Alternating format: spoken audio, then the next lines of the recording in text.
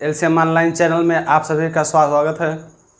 आज हम इस चैनल पे एक नए सब्जेक्ट की शुरुआत करने जा रहे हैं और उस सब्जेक्ट का नाम है भारतीय संविधान।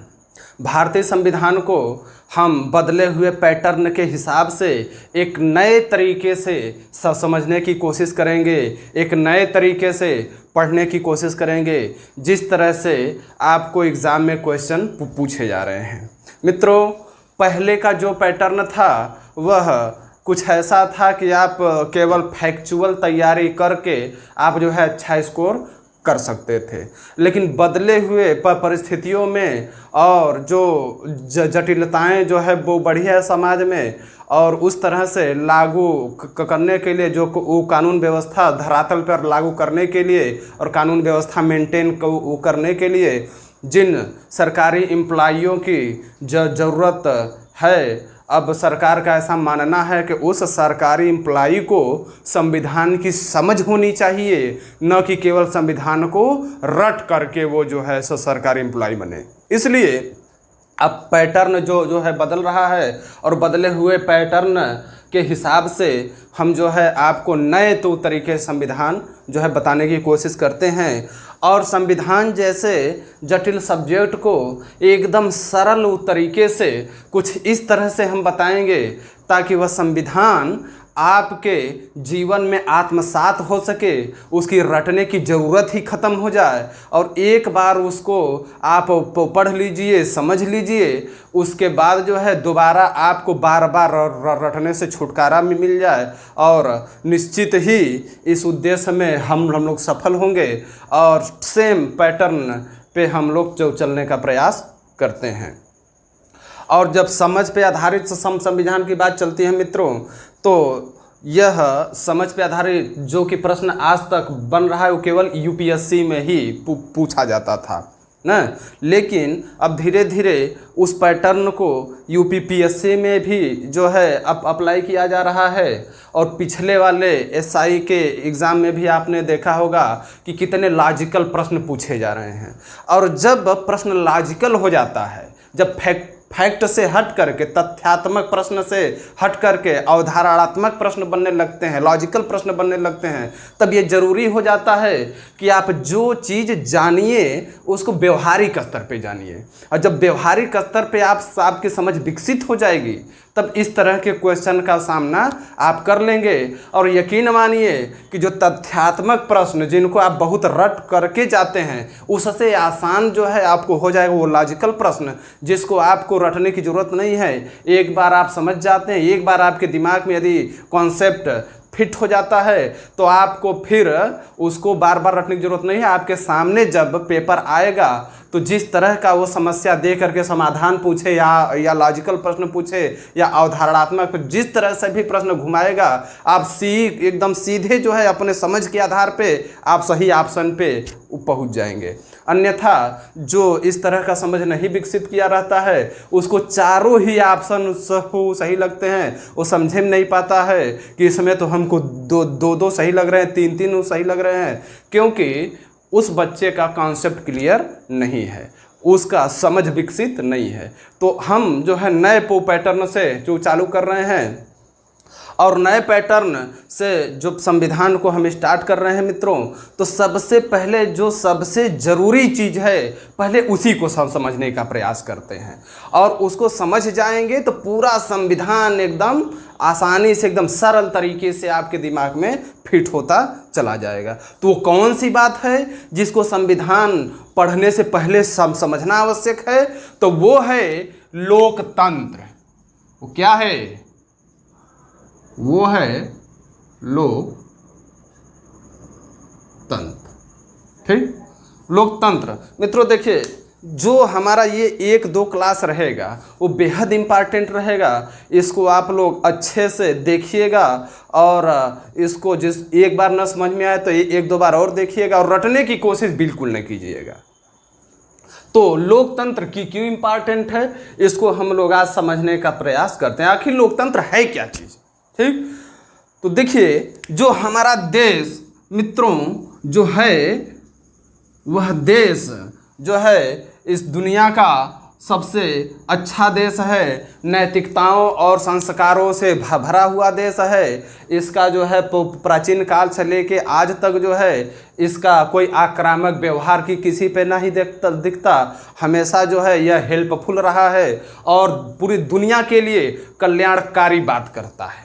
ठीक, तो अब जो है इस देश के ऊपर जो प्राचीन काल से ही एकदम सात्विक रहा है, इस देश के ऊपर जो है साम्राज्यवादी शासन चला।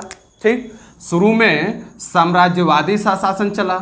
ये आज़ादी के पहले का जो भारत है, अखंड भारत, जिसमें पाकिस्तान और बांग्लादेश भी शामिल थे, जब हम लोग को मिल गई तब जो है बड़ी दुर्भाग्य की बात है कि इस देश को दो खंडों में वो बांटा गया, एक पाकिस्तान और भारत। तो उस समय इसे पाकिस्तान और इसे पूर्वी पाकिस्तान कहा जाता था, क्योंकि ये दोनों इलाके मुस्लिम बाहुल्य इलाके थे। तो पाकिस्तान का बंटवारा जो है धार्मिक आधार पे हुआ था, इसलिए जहाँ जहाँ मुस्लिम अधिक थे पाकिस्तान वो क्षेत्र अपने कब्जे में ले लिया था। लेकिन यहाँ की पूर्वी पाकिस्तान की शासन व्यवस्था ठीक न होने के कारण यहाँ पे एक विद्रोह होता है और 1971 में जो है यह पूर्वी पाकिस्तान से टूट करके बांग्लादेश नाम से एक अलग देश बनता है। ठीक, तो ये तो रही हमारे देश की बात। तो इस देश पे जो है, जो इतना दुनिया में सबसे अच्छा देश, सबसे संस्कारिक देश, नैतिकता वाला देश, सबके लिए कल्याणकारी वाला देश, इस देश पे बहुत सारे अत्याचार हुए। कभी जो है आक्रांताओं ने आ करके यहाँ पे आक्रमण को किया और यहाँ की शासन व्यवस्था अपने हाथ में ले लिया।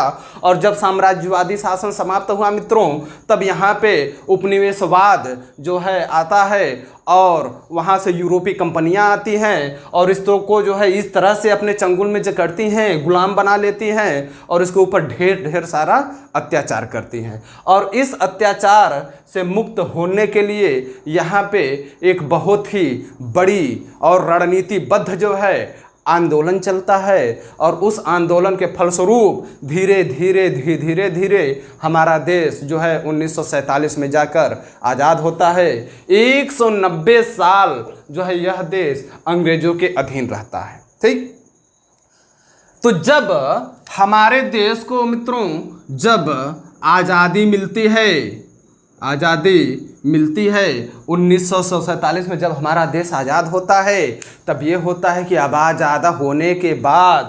आज़ादी मिलने के बाद इस देश का शासन व्यवस्था चलना कैसे चाहिए, इस देश का शासन व्यवस्था चलना कैसा चाहिए, क्योंकि अब साम्राज्यवाद का भी अंत हो गया, अब अंग्रेज भी छोड़ के जा रहे हैं। तो इस देश का ऐसा शासन बनाया जाए जिससे इस देश की जो पब्लिक है, जो अभी तक इतना अत्याचार जो है झेली हुई है, जो है कभी आक्रांताओं के कारण, कभी साम्राज्यवादी के कारण, कभी अंग्रेजों के कारण, तो एक ऐसा सिस्टम यहाँ पे बनाया जाए, एक ऐसा सिस्टम बनाया जाए ताकि इस देश के लोगों पे जो है कोई अत्याचार न हो पाए, इस देश के लोग हमेशा खुशहाल रहें, हमेशा जो है अपने मन का जो है शासन लागू कर सके। इसलिए देश की आज़ादी के बाद एक सिस्टम जो है दुनिया में उस समय लागू हो चुका था, जो सबसे पहले अमेरिका में लागू किया गया था, जो है वही जो है यहाँ पर भी लागू करने का जो है निर्णय लिया गया और उस सिस्टम का नाम था लोकतंत्र। तो आखिर लोकतंत्र ही क्यों लागू किया गया, क्यों जो है इस पे इतना विश्वास किया गया कि लोकतंत्र लागू हो जाएगा तो अब इस देश के लोगों के ऊपर कोई अत्याचार नहीं कर पाएगा, कोई मनमानी शासन नहीं कर पाएगा, कोई जनता का शोषण नहीं कर पाएगा, कुछ तो बात होगी इस लोकतंत्र में।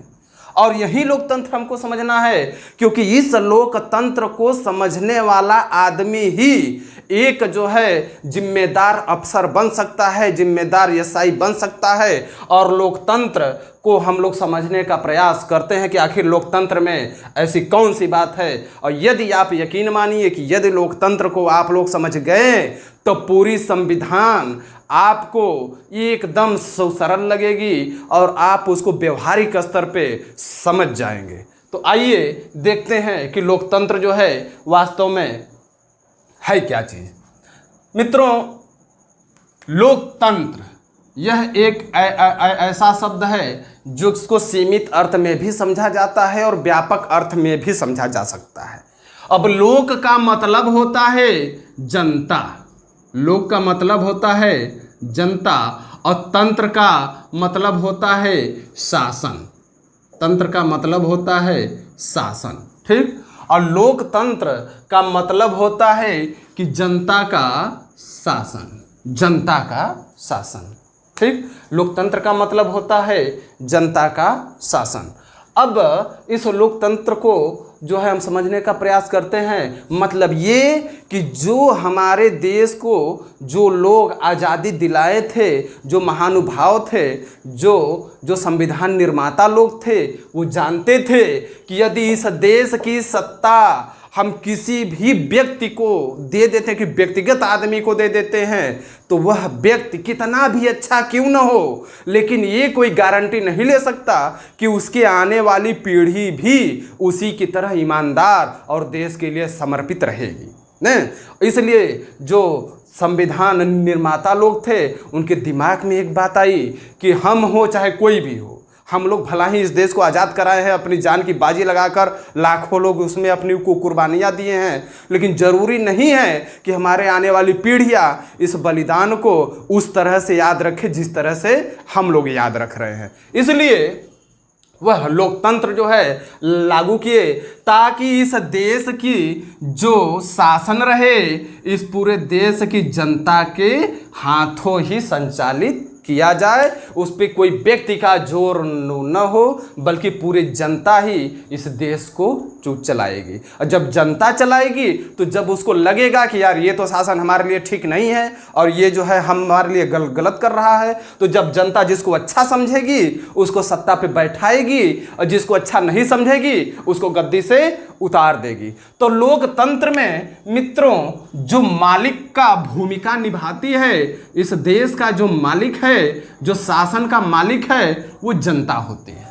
लोकतंत्र में जो देश का मालिक होता है वो जनता होती है। और इसलिए हम लोग समझने का प्रयास करते हैं कि आखिर जनता मालिक होती है तो किस तरह से होती है और किस तरह से होना चाहिए। तो आइए अब तो चलते हैं थोड़ा सा आगे। लोकतंत्र को देखिए बहुत ज़रूरी हो गया है समझना, क्योंकि अगर लोकतंत्र को आप नहीं समझेंगे तो बदले हुए पैटर्न के हिसाब से आप क्वेश्चन नहीं कर पाएंगे, इसलिए इसको समझना बेहद ज़रूरी है। तो आइए मित्रों देखते हैं कि अब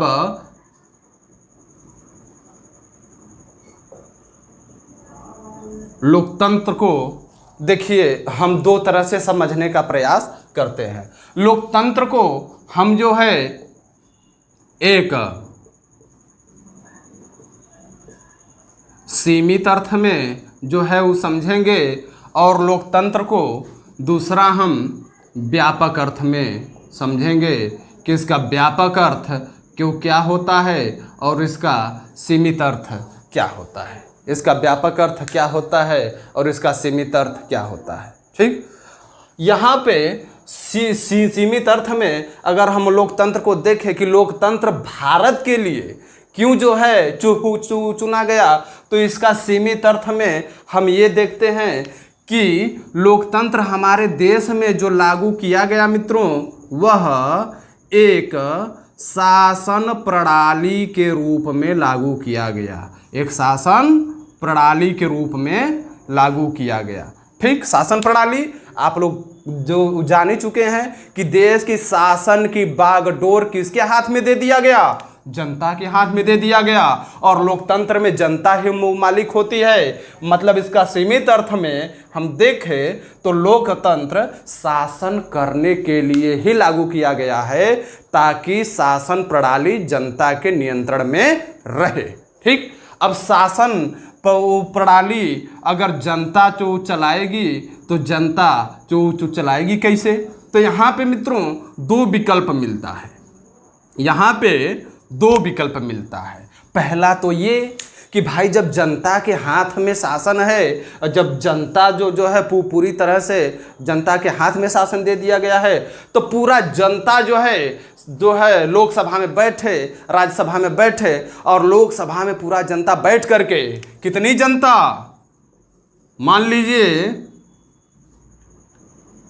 121 करोड़ जनता, ये जनगणना के हिसाब से है, ठीक, जो 2011 में जनगणना हुई है, और बाद में आपकी जनसंख्या वो बढ़ी हुई है, लेकिन जब तक वो प्रमाणिक जानकारी नहीं आ जाती है तब तक 121 करोड़ ही हम मान के चलते हैं, ठीक। तो इसका मतलब कि 121 करोड़ जनता जो है वो देश के लिए कानून बनाए और कानून बना के देश के ऊपर लागू करे, ठीक। अब जो है ये हुआ कि इस प्रकार के शासन को कहा जाता है प्रत्यक्ष, ठीक। तो अगर प्रत्यक्ष लोकतंत्र की हम बात करें, प्रत्यक्ष लोकतंत्र की हम बात करें मित्रों, तो ये होगा कि जनता जो है प्रत्यक्ष रूप से आके लोकसभा में बैठे।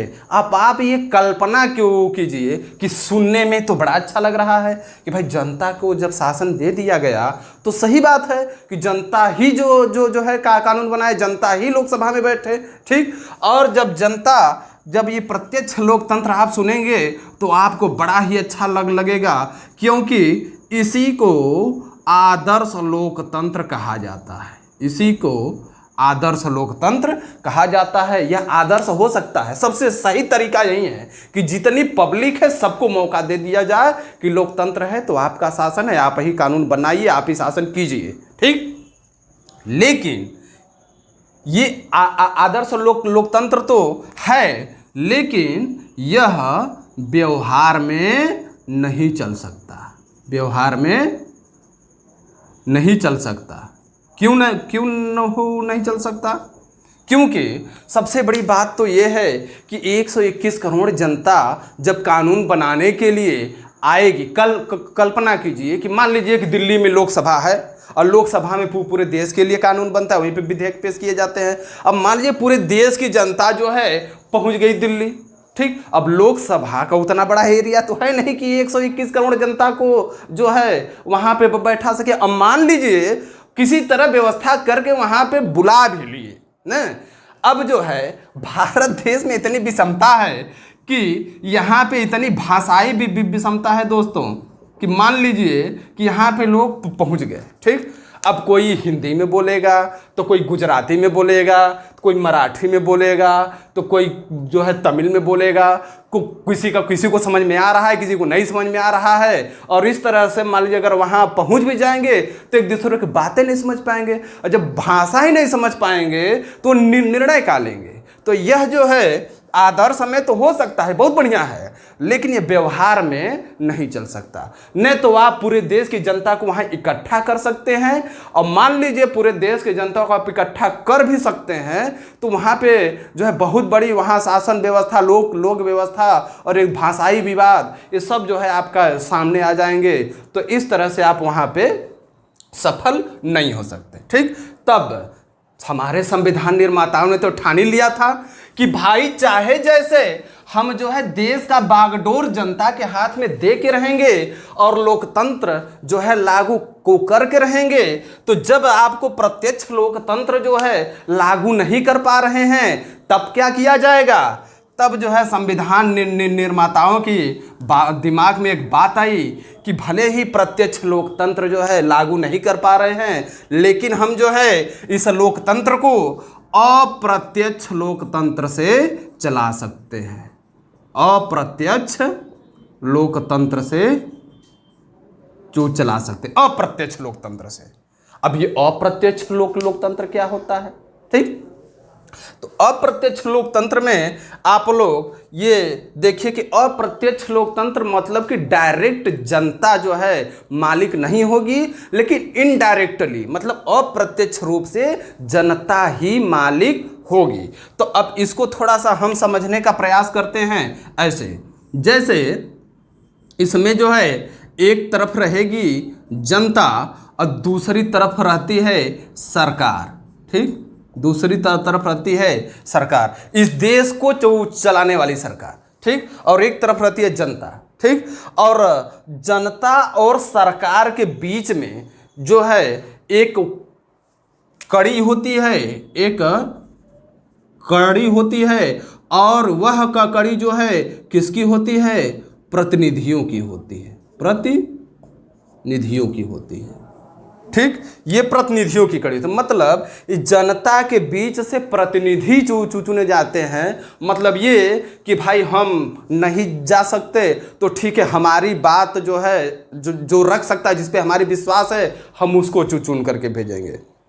मित्रों, जो पढ़ाई लिखाई को करते होंगे, कभी कभी ऐसा समय आता होगा कि कभी कभी आंदोलन में भी भाग लेना पड़ता है। आजकल एग्ज़ाम के जो है दौर में आप देखेंगे जल्दी एग्ज़ाम नहीं होता, एग्ज़ाम हो जाता है तो रिजल्ट नहीं आता, और रिजल्ट निकलवाने के लिए बच्चे जाते हैं, धरना प्रदर्शन करते हैं, आंदोलन करते हैं।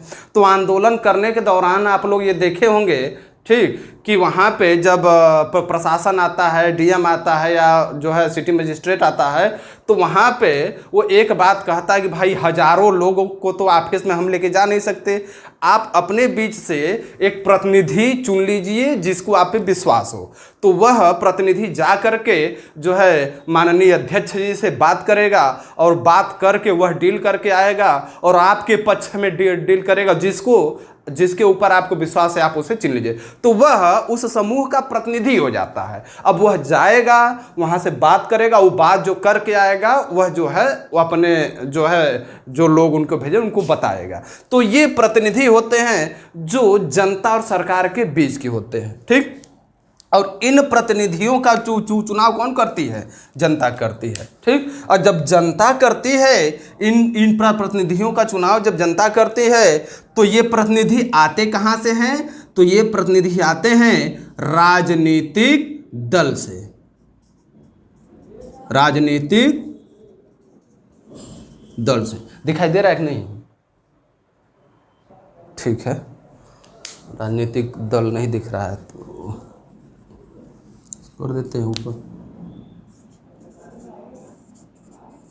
ठीक, राजनीतिक दल से। ठीक, इन प्रतिनिधियों का जो चुनाव जनता करती है, जनता का जिस पे विश्वास होता है उसी प्रतिनिधि को चुन करके वह देश चलाने के लिए लोकसभा में भेजता है। ठीक, अब लोकसभा में जब यहाँ की जनता भेजेगी मित्रों, तो जब वह प्रतिनिधि जिसको विश्वास करके भेजी है, अगर वह जनता के लिए जो है कल्याणकारी काम किया, बढ़िया काम किया, जनता खुश हो गई कि वाह हमने जो विश्वास किया था वही काम किया, इसका मतलब कि हमारा प्रतिनिधि ठीक है, हमारे इच्छा की पूर्ति कर रहा है, तो दोबारा चुन करके फिर भेजेगी। और नहीं तो यदि यह प्रतिनिधि जनता के मन का काम नहीं किया, राजनीति इलेक्शन में बोला कुछ हो और किया कुछ हो, जनता समझ जाएगी कि यह प्रतिनिधि तो हमको बेवकूफ़ बना रहा है, ये हमसे जो वादा करके गया एक भी वादा नहीं निभा रहा है। तब जनता क्या करेगी? वह दोबारा उस प्रतिनिधि को हरा देगी, उसको वोट नहीं देगी।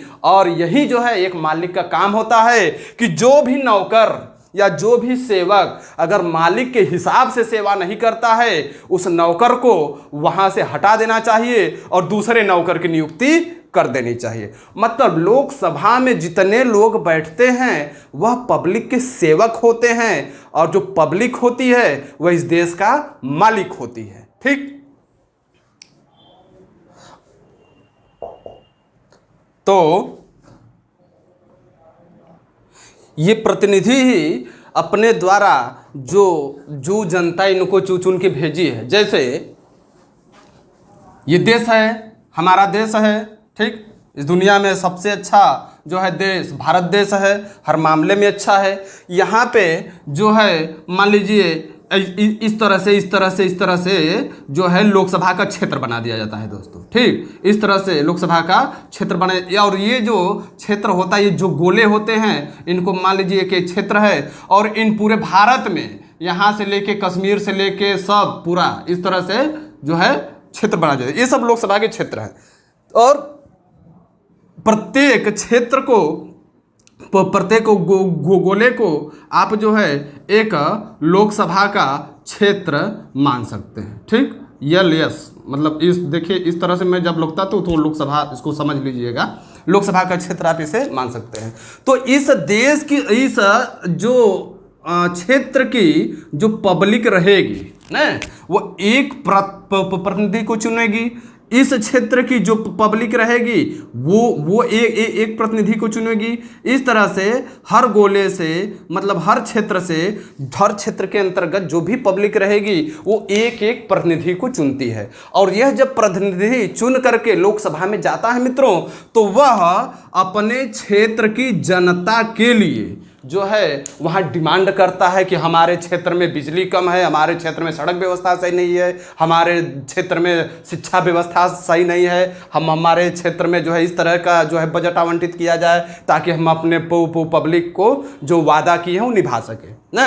अगर ये जो है लोकसभा में जाते हैं, सरकार से डिमांड करते हैं और डिमांड को करके जो है अपने क्षेत्र में खूब काम कराते हैं, तो पब्लिक खूब खुश रहेगी। और इस तरह से प्रत्येक जो है प्रतिनिधि जो होता है वह अपने क्षेत्र के पब्लिक के लिए पूर्णतः समर्पित रहता है। और यदि वह पब्लिक के प्रति अपने दायित्वों का निर्वहन ठीक से नहीं करता है, तो पब्लिक एक मालिक की भांति उस जो है प्रतिनिधि को हटा देती है और इसी क्षेत्र से दोबारा दूसरे प्रतिनिधि को चुन करके भेज देती है। ठीक, इसको हम व्यापक रूप से समझेंगे।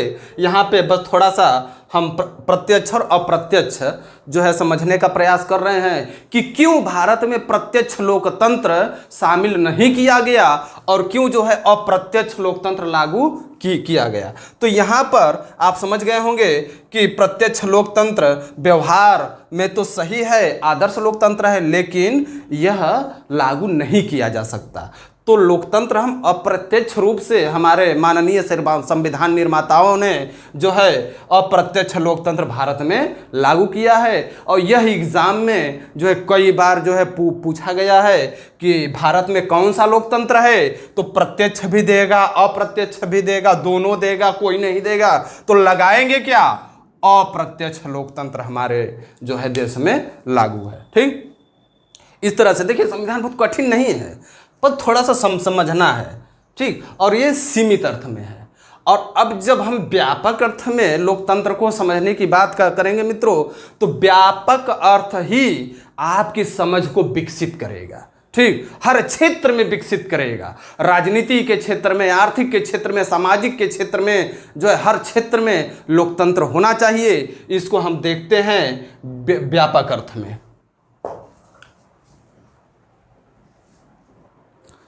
मित्रों, आज के वीडियो में हम लोगों ने देखा कि किस तरह से देश के आज़ाद होने के बाद भारत जैसे देश को चलाने के लिए यहाँ के पब्लिक को कभी कोई दिक्कत ना आने पाए, एक ऐसा सिस्टम देने का प्रयास किए हमारे माननीय संविधान निर्माता लोगों ने। और इस तरह से हमारे देश में जो है लोकतंत्र लागू किया गया, अप्रत्यक्ष लोकतंत्र लागू किया गया। और किस तरह से लागू किया गया इसको भी आपने देखा, क्यों लागू किया इसको भी आपने देखा। अब जो है व्यापक अर्थ में जो है हम आपको अगली वीडियो में बनाएंगे और इसमें जो है यह जो अगली वीडियो रहेगा वह बहुत ही महत्वपूर्ण रहेगा। यही पहला और दूसरा वीडियो पूरे संविधान की एक आधारशिला रहेगी। यही अगर आप लोग समझ जाएंगे तो भारतीय संविधान आपके लिए बेहद सरल हो जाएगा। कितना भी प्रश्न घुमा के पूछ दे, आपसे प्रश्न गलत हो ही नहीं सकता। अगली वीडियो में हम लोग देखेंगे कि आर्थिक लोकतंत्र क्या होता है, सामाजिक लोकतंत्र क्या होता है और नैतिक लोकतंत्र क्या होता है। और इस तरह से चीज़ों को समझ करके फिर हम ये बताएंगे कि इससे क्वेश्चन किस तरह से बनता है। तो अगला वीडियो जरूर देखिएगा। ये दोनों वीडियो आपको देखने के लिए बहुत महत्वपूर्ण है, आप इसे देखिएगा। ठीक है, धन्यवाद। जय हिंद, जय भारत।